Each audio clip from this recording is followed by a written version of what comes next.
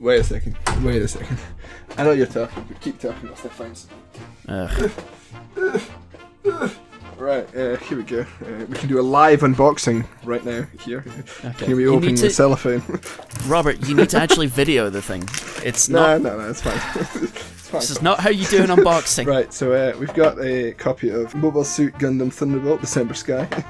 Comes with a postcard with some animes on it. Oh, it's a poster of the box art of the anime. Okay, that's kind of cool. Okay. You realise that now you've done this, you have to give half of this away? No, I don't. Yeah, you do. That's how it works. Alright, okay. Well, half that stuff is mine, and the other half is also mine. Thanks, taxes.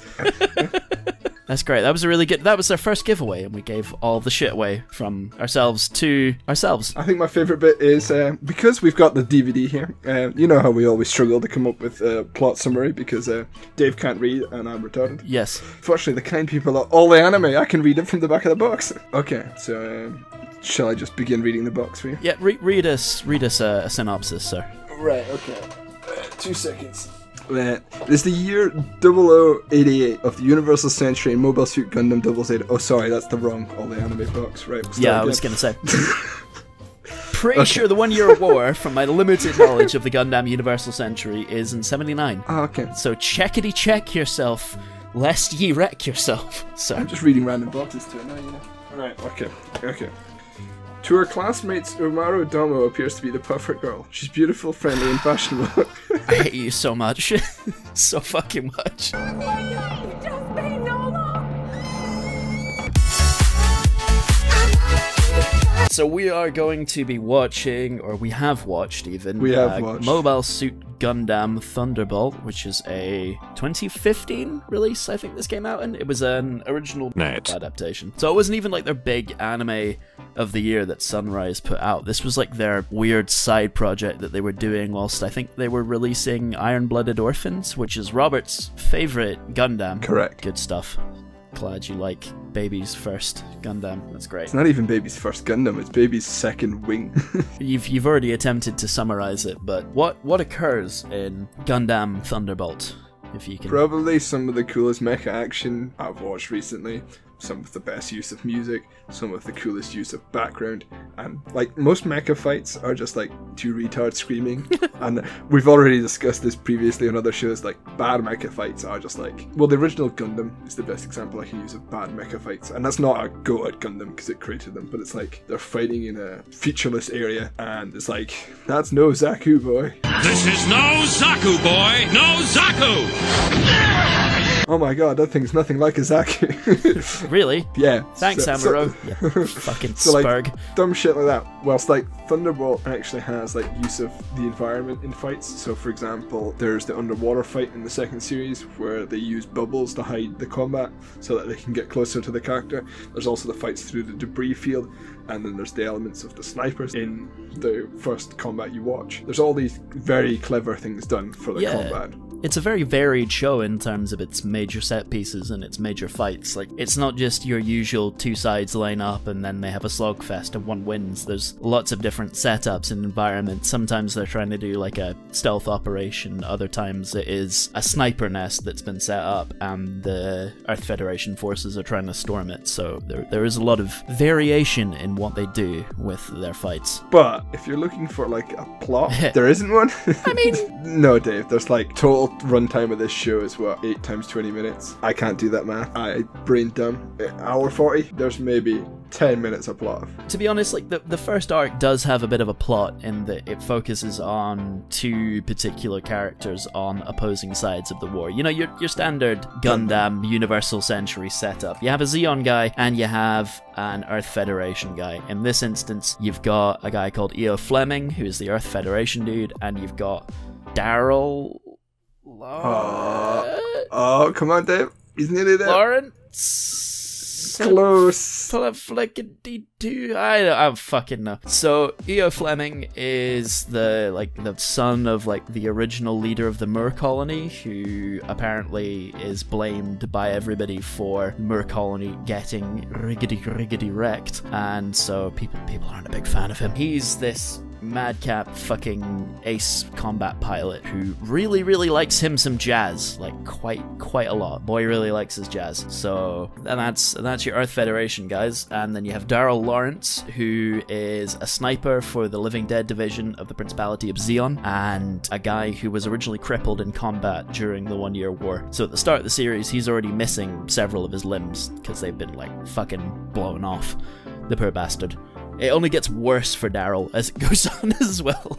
Yeah, just a little bit. He loses quite a lot of himself as the series goes along. That's one and way to literally, put it, yeah. as in bits of him keep getting fucking blown off. It kind of sucks to be Daryl. You know the song One by Metallica? It's not far off that.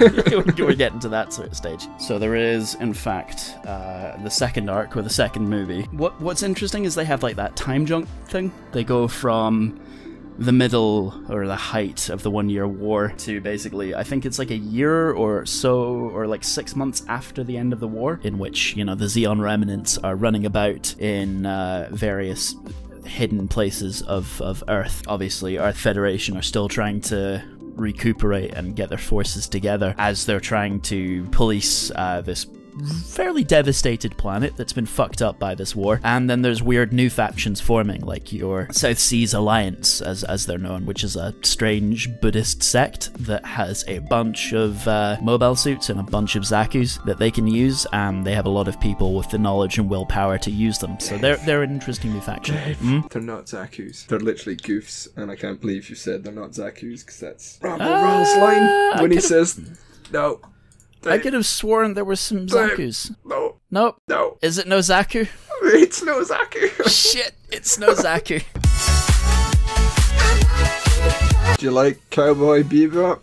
Do you like robots? Watch this. You joke about the Cowboy Bebop, but the band that did all the soundtrack for Cowboy Bebop, which is a band called the Seatbelts, I believe, or just Seatbelts. One of the saxophone players for that, who is a guy called Narayoshi Kikuchi, is the composer of this series. So there is actually a connection between Cowboy Bebop and Gundam Thunderbolt, which makes sense given that they have very similar musical styles. He's also the guy that did something to do with one of the Lupin films, if I remember right. Yes, he is. And Trigun as well. He played the saxophone for that one character who has like a magic saxophone that I don't know. I've never watched Trigun either. So yeah, he's got a bit of experience around the anime industry, but I'd say this is probably his most distinctive one, because holy shit, the music is really good in this. Ko Matsuo is your director, and I think one of the primary screenwriters as well. He seems to be very much a Sunrise guy. He's done quite a lot of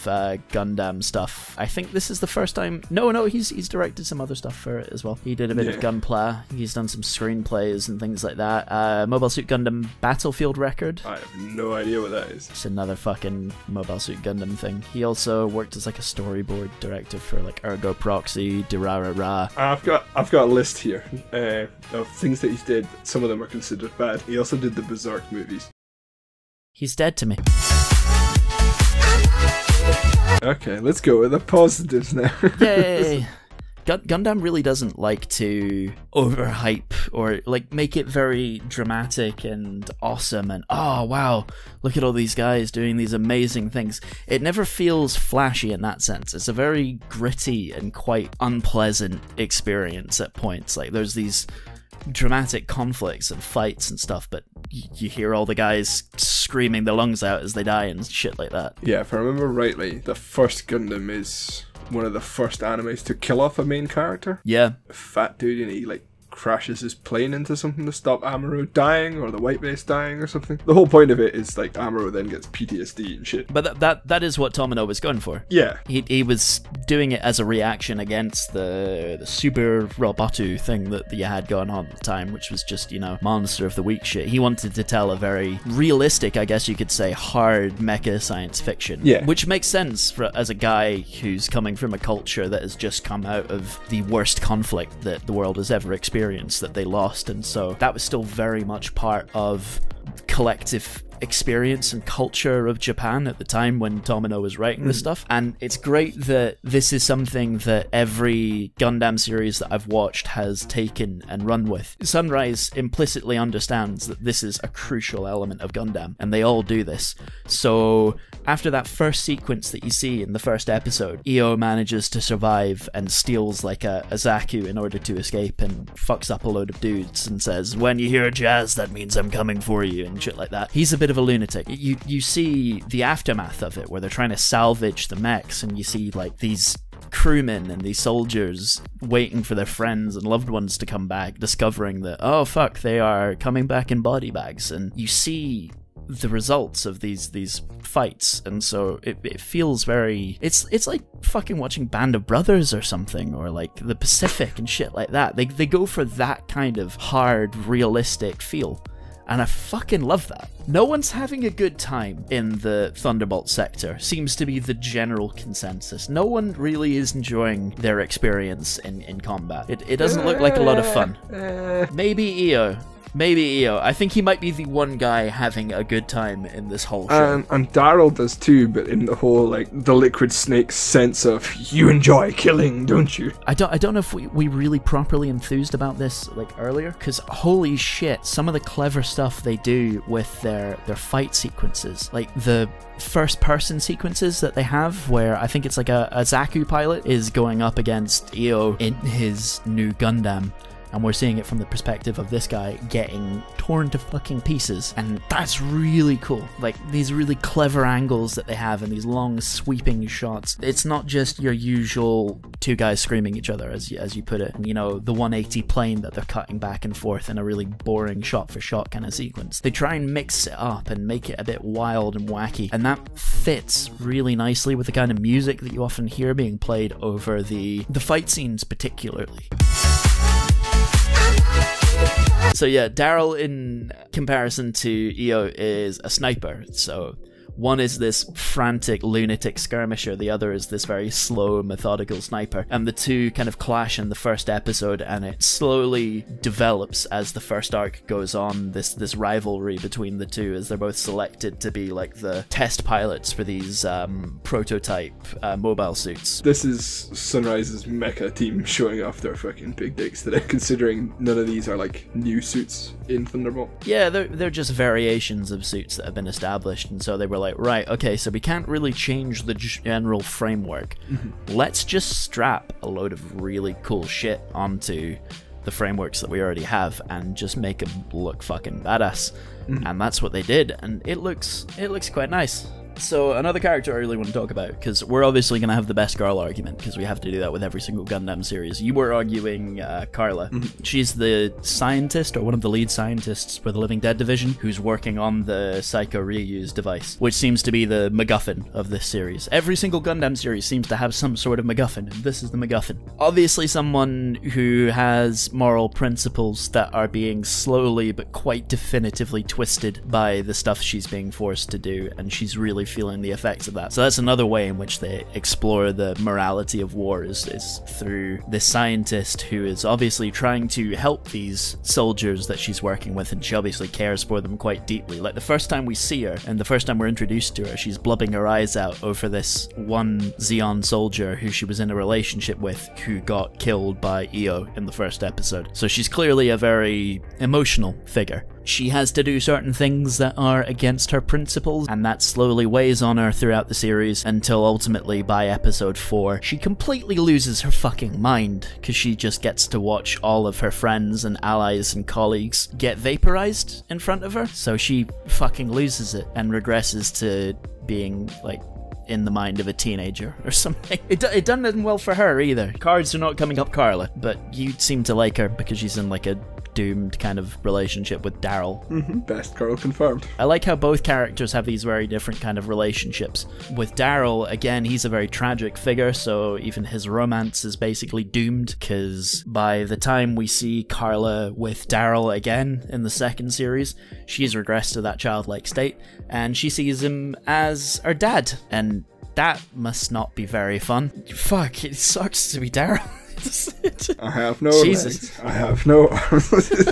Anyway, I fully disagree with your statement of Carla being best girl, because this series also introduces Bianca Carlisle, who is another ace Gundam pilot who's introduced in episode 5 as one of the people fighting in that big dramatic final battle. And she's fucking awesome, actually. The Mary Sue of this series. What, any woman who is somehow kind of badass is immediately a Mary Sue as opposed to fucking Io? Fuck off. No. The reason I say that she's a Mary Sue is, so we're literally not introduced to this character. She shows up in combat, and all of a sudden she's like the greatest fucking GM pilot of all time. I don't know about that. She's got that same crazy edge that Io has, where she pulls off kind of stupid risks. So you get the impression that in slightly variant circumstances, she'd be fucked. She's kind of fluking it, but that's part of the fun. One thing I like about the relationship that you're seeing developing between Io and Bianca is the fact that there's actual fucking chemistry between them. Because I'm comparing this to, say, I mean, I'm going to pick the worst example I can think of, which is obviously Ko and Nina from Stardust Memory. A fun time.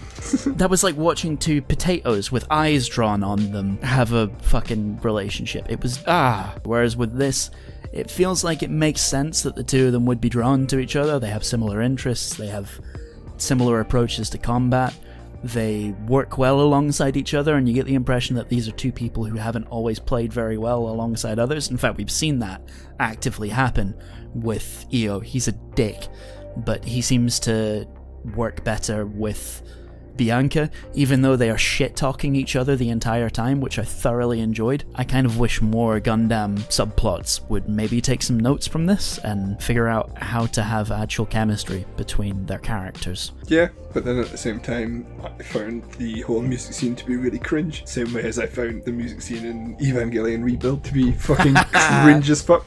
And like, I'm watching that and getting just PTSD from that scene, just being like, I enjoyed that sequence. It's a bit like watching Whiplash or something, man. I really enjoyed that sequence. It's Whiplash, that fucking movie with J. Jonah Jameson being like, get me pictures of Spider-Man, but also learn how to drum. Yes, that's it. Right, okay. I guess we're talking about music now. Are we going to do the music chat? Well, I assume you're going to, because I'm afraid I don't really know much about musical theory. So, like, enjoy being a spurg. Cool. I will now spurg about the music.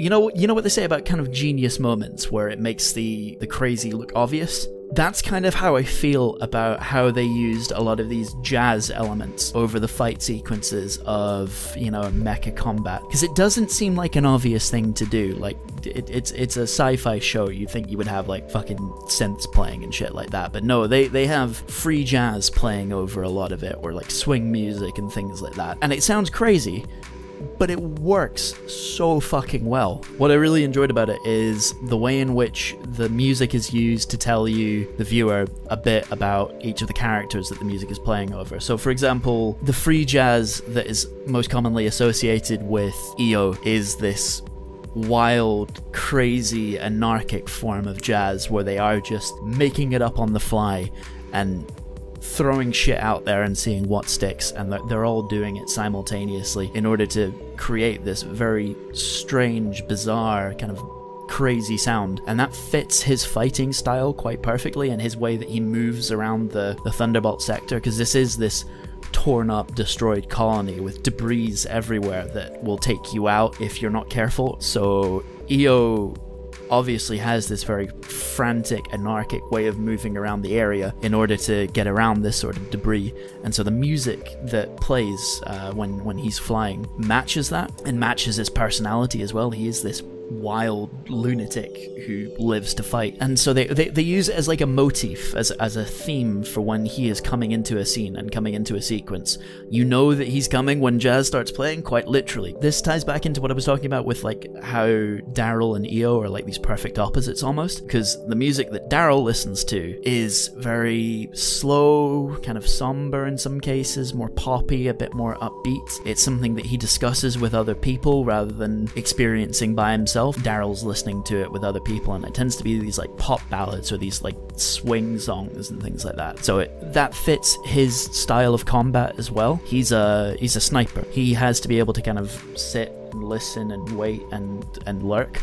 in order to be able to get his targets, and so that music kind of fits into that really well too. And so I like how they use the music and the different motifs of these characters to tell you a bit about them just by listening to the stuff that plays when they're on screen. That's a really good bit of storytelling that you don't always see a lot of shows do. One other thing as well, because you were talking about this earlier, how Daryl is starting to get infected with that same kind of combat madness, that same kind of craziness that EO has been demonstrating from the start. What's really interesting is when Daryl starts showing signs of that, the jazz music that's been playing over EO the whole time starts to come through with him and starts to play over him, and it's that way of suggesting like that kind of combat frenzy. He's starting to feel it too. You like killing, don't you? You enjoy all the killing, that's why.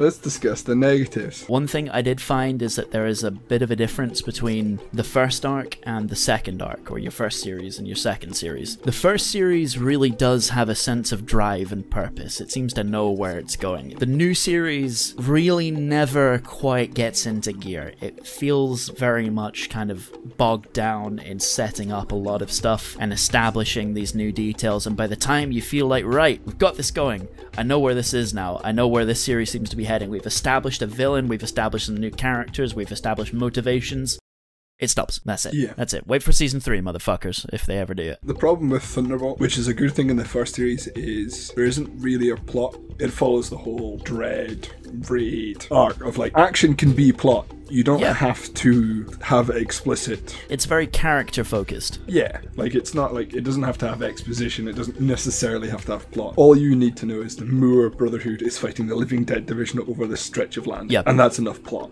to keep you going. Whilst like the second series is like, we gotta add in all the splinter factions from the Federation. Also all these Xeon groups who are split between the two. Oh, also we gotta deal with the 1 year war. Oh no, we ran out of episodes. It feels like they are trying to bombard it with a bit of plot, and by the time they finally manage to establish all that, their 4-episode run is up. There's that one scene of 3D CGI that I complained about already. There is a bit of CGI that is shite. I think the thing that annoys me so much is because the next scene shows how it's done right, so it's clearly two different studios have done these two different scenes. They have 3D teardrops coming off Daryl in one sequence after he's been using the Psycho reuse device, because he's been able to experience what having legs is like again. Yeah. Which is a bit of a novelty for him. Yeah. But they use 3D teardrops for some reason. But then immediately in the next scene we have an encounter between him and Carla, where Carla is watering some of the hydroponics that they have on the base, and that's done 2D. That's been hand done, and it's a really, I see what you mean. It is kind of a weird mix. Like, why did you choose to do it one way for the first scene but not for the other one? What? Other than that, for the most part, there is a bit of computer graphics used here and there, but this is Sunrise. They are the Gundam guys. They are like the Mecha guys. They don't really use CG for anything other than background stuff. So what is the conclusion, Dave? How do you feel about Gundam Thunderbolt? I feel that fucking everybody should watch the first arc at the very least, because as a standalone piece of Gundam media, like, god fucking damn, this is And good. not to shill all the anime edition of Gundam, Mobile Suit Gundam Thunderbolt. We're not December sponsored. Sky. Stop shilling other people's shit. They can fucking get advertised if they pay us money. It's probably one of the better looking releases they've done of Gundam. Yeah, like, what sort of Gundam has come out lately? Like a recent, in the last couple of years, Gundam series that tries so many new and weird and strange things and manages to pull it off in such a big way. There's not many series that can make that claim. Please go and at least buy the first fucking season of this and give it a watch, because goddamn, it's worth it. The second arc, yeah, if you like the first one and you want a bit more of that in a slightly more loose and not as driven way, give it a watch. Would you say, it's good fun. Dave, that the second series was hit or miss? Hit or miss, I guess they never miss, huh? You found a way. You found a fucking way to do it. I just need that smug picture in there right now. I hate you so much.